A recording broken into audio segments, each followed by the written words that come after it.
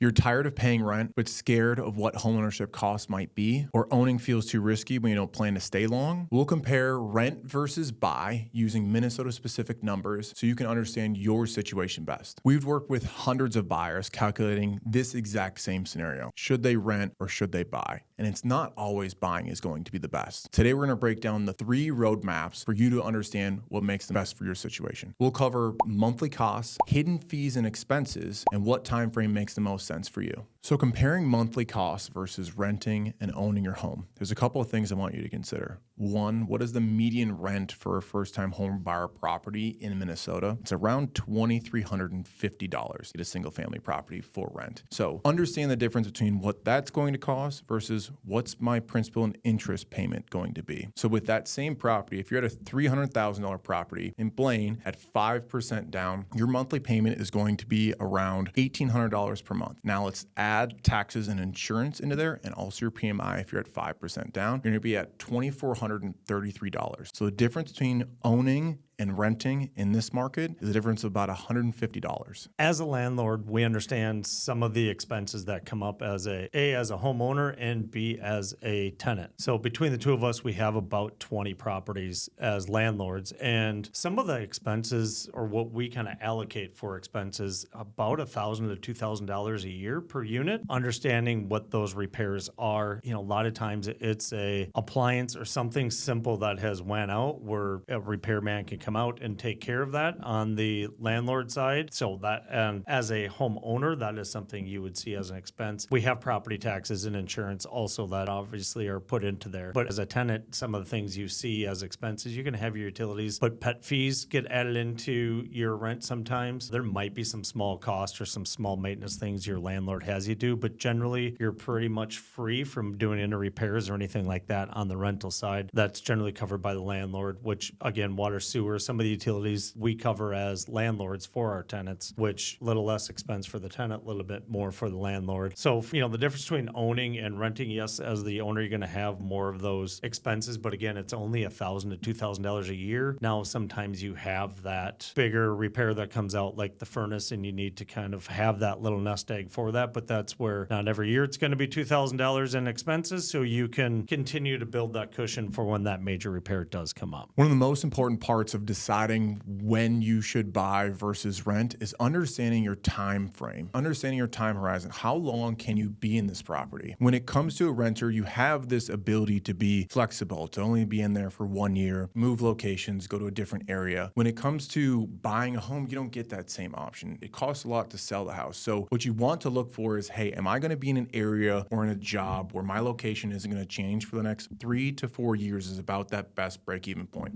If you're able to find that and afford it with the monthly payments, that's typically when your best time frame is to purchase. Now, there's a couple of caveats to that. Is, can you find something and have to move within those first 2 years? Yes, you can. But the best thing for a renter to do or a first-time homebuyer to do is find a property that you can add equity into it. Find the property that needs the paint, needs the carpeting, so you can get that big equity gap in between. So then when you go to sell in a couple years from now, you have enough profits in between so you can sell it without having a large expense to it. That time frame is really important to understand. Am I going to be in this location? Is my financial situation going to change? Is my job location going to change? And hey, I do want the stability of being somewhere longer term, at least 3 to 4 years. Our goal as real estate agents is trying to find you a property that you don't have to move for a very long time. So as long as you can kind of keep that number as far as you can to go, I'm in an area I can be in for 5 to 7 years, the market is typically going to appreciate by 2 to 3%. You're going to start paying down your mortgage by a little bit. You're probably going to do some upgrades and updates to that home. You're going to build some equity in that home. So when you go to sell it, you're probably going to be able to make some money and move on to the next residence for you. Bottom line is, if you plan on living in your location longer than 3 years, owning probably makes more sense. If it's going to be less than that, then most likely renting makes the most sense. To understand what your true financial situation is, check out our affordability calculator in the link below and help you understand your numbers better. If I was renting, here's exactly what I would do. Here's the 3 big mistakes I see renters making all the time. 1, they're not prepping or planning for what that next buy may be. They're not saving up the money. They're not talking with the lenders on going, how do I do financing? That's number 2, is talk with the lender just to get an idea. It's free, doesn't take much time. Just see what it costs and what it will take for when you do decide to purchase that next home. Number 3 is knowing the timeline for it. Everybody's lease typically has an end date to it. How long do you have to give notice to your landlord? Too many times we have renters call us and go, hey, my lease is up at the end of the month. I want to buy a house. That's not enough time to close on a home, especially when it comes to getting pre-approved, when it comes to finding the right area, when it comes to getting your offer accepted. Know those 3 things and you'll be prepared to make the right decision at the right time.